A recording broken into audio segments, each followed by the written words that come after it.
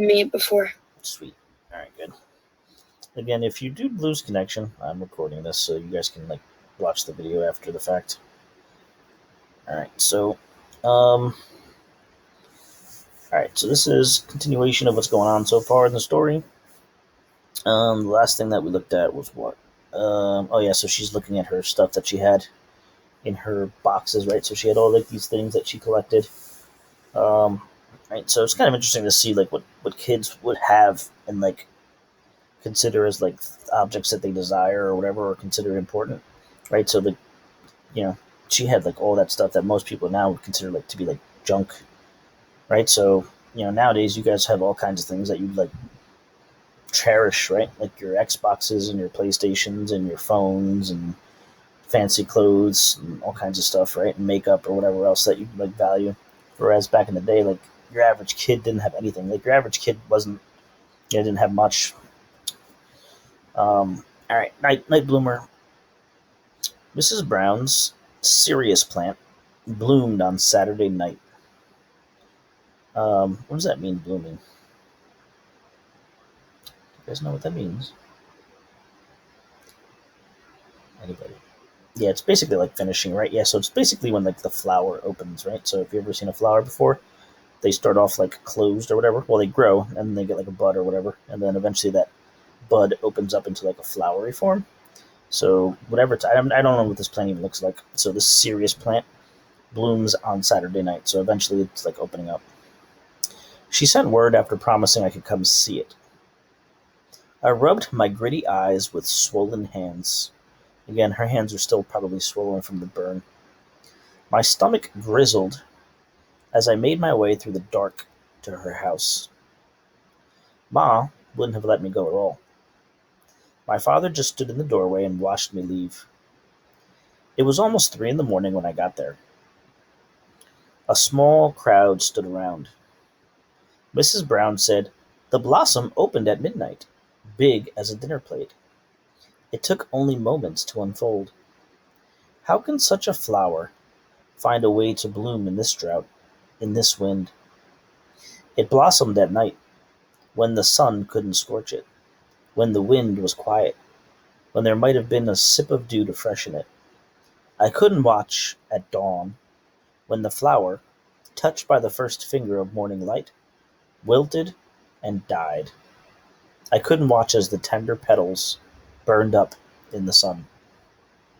So I'm assuming this flower is just some weird, rare flower that only blooms late at night and dies quickly after. So I'm assuming that's what's happening because these people are all meeting at midnight. That's just not a normal thing to do. The path of our sorrow. Miss Freeland said, "During the Great War, we fed the world." All right, so this is kind of important to understand why things were so bad in America at this time. So remember, World War One was a war where basically most of the world was actually fighting, and the fighting was happening in Europe mostly. There was and some in Asia, I guess. So the World War One, we didn't fight it here in the United States at all, right? There was no battles going on really in the U.S., so we're not affected, right? So nothing's being destroyed or whatever. But for the rest of the world, everything's getting destroyed, right? And basically nobody at that time period too could work in their farms or whatever in the rest of the world. So because of that, the United States was providing all of the food for all of the people who needed it, right? Because none of our country was being affected by the war. The fighting wasn't happening here. The fighting was happening over there. So during the Great War, we fed the world. We couldn't grow enough wheat to fill all the bellies, right? So again, the rest of the world really needed our food because they couldn't grow it because they're too busy fighting.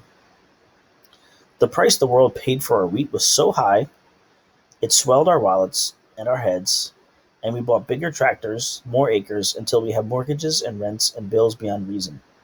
But we all felt so useful that we didn't notice, right? So again, if the rest of the world can't provide themselves with their own food, we kind of said, all right, we'll do it. And then we were making so much money that we kept doing more and more and more and more, building up and building up. Then the war ended, and before long, Europe didn't need our wheat anymore. They could grow their own, right? So now you can see bad things start happening for farmers in the U.S. because they were so used to, for a while, growing so much wheat for the rest of the world. Eventually, the war ends, and then the farmers who were growing wheat in their own countries could just start growing their own wheat.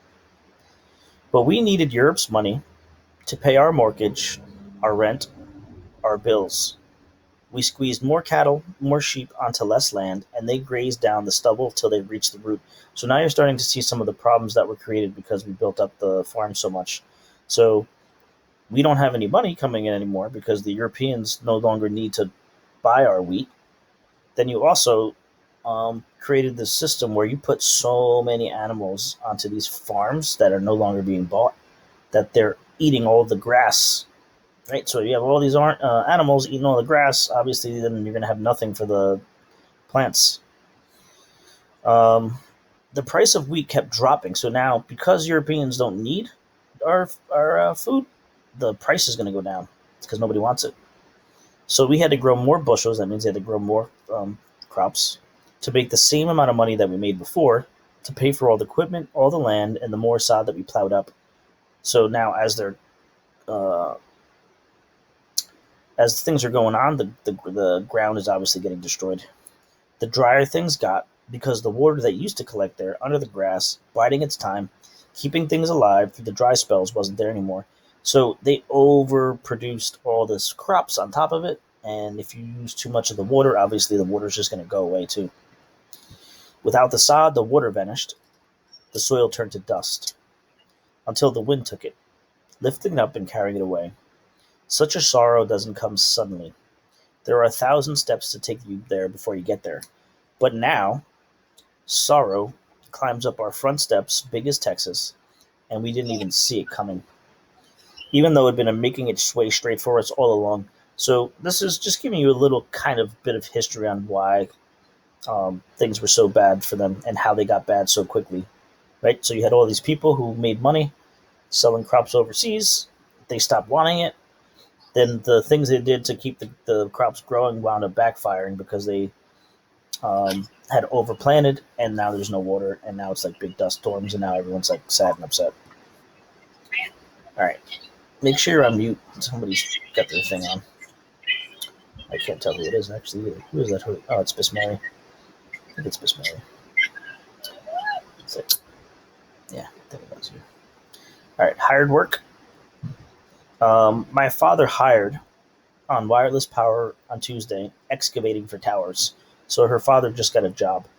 Um, I'm assuming what he's doing here when they're saying excavating for towers. Excavate means to like dig.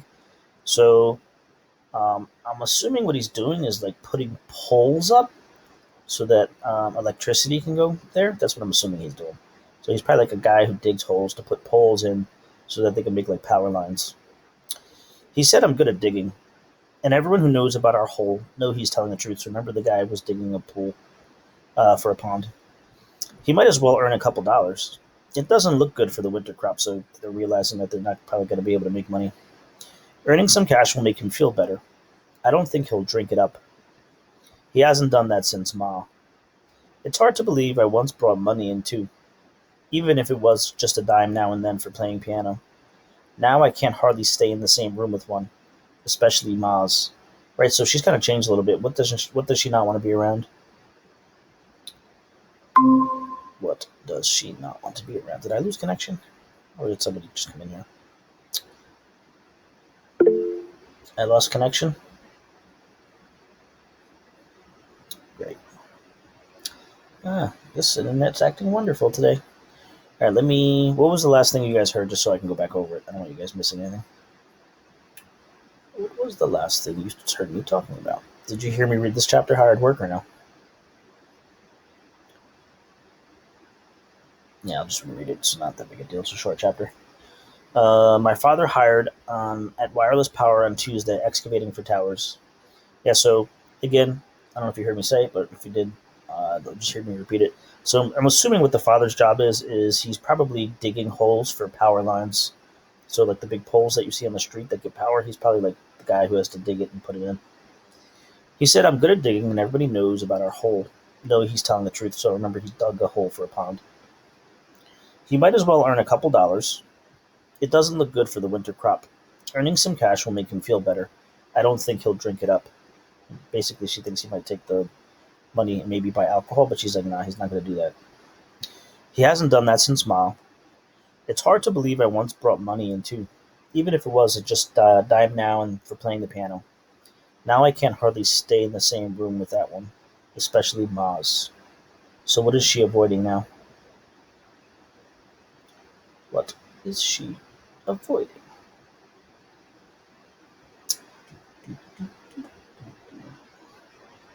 The piano? Yeah, the piano. Yeah, so there's probably a couple of reasons why, right? So one being the fact that her hands are burned, so she probably can't play it.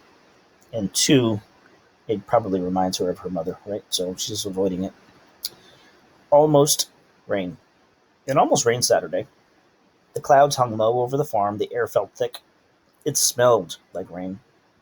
In town, the sidewalks got damp. That was all, right? So it's kind of again sad and depressing. Those hands. The Wildcats started practice this week. Coach Albright used to say I could play for the team. You've got what it takes, Billy Joe. Look at the size of those hands, he'd say. Look at how tall. I'd tell him just because I'm tall doesn't mean I can play basketball, or even that I want to. But he'd say I should play anyway. Coach Albright didn't say anything to me about basketball this year. I haven't gotten any shorter. It's because of my hands.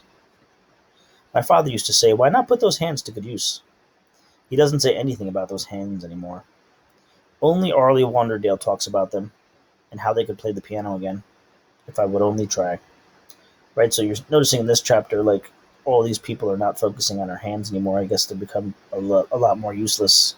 But the one guy who was letting her play was telling her she should probably try to play. Real snow. The dust stopped and it snowed. Real snow.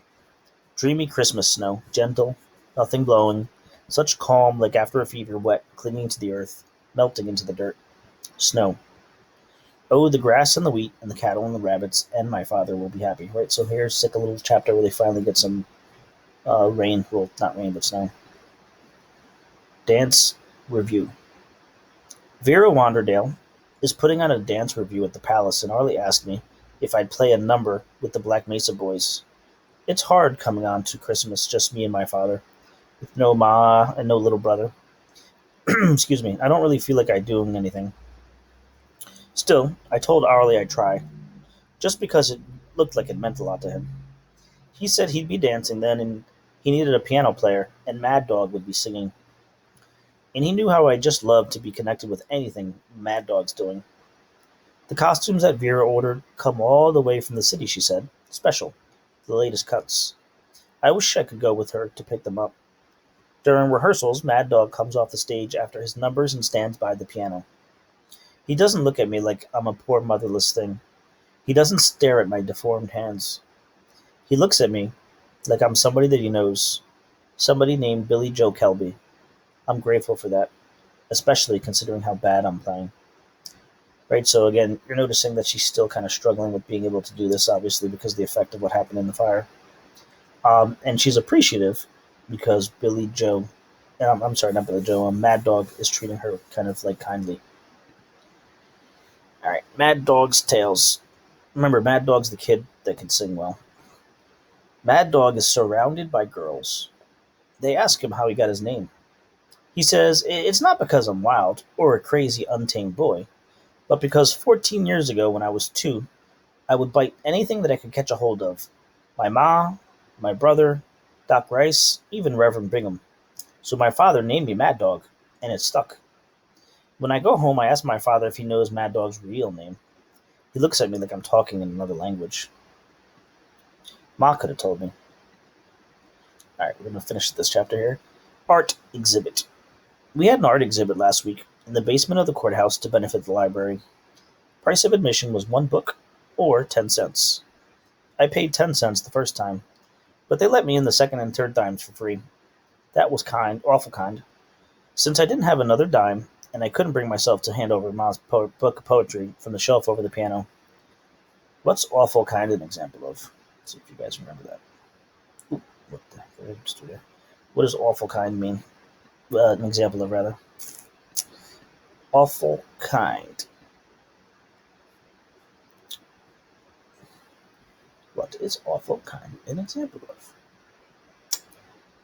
An oxymoron or onomatopoeia? Yeah, oxymoron is the correct.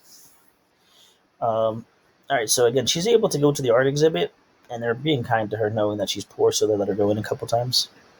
It was really something to see the oil paintings, the watercolors, the pastels and charcoals. There were pictures of the Panhandle in the old days with the grass blowing and wolves. There was a painting of a woman getting dressed in a room of curtains, and a drawing of a railroad station with a garden out front, and a sketch of a little girl holding an enormous cat in her lap. But now the exhibit's gone. The paintings stored away in spare rooms or locked up where nobody can see them. I feel such a hunger to see such things, and such an anger because I can't. Alright, so I have some questions for you. Alright, so we're going to do some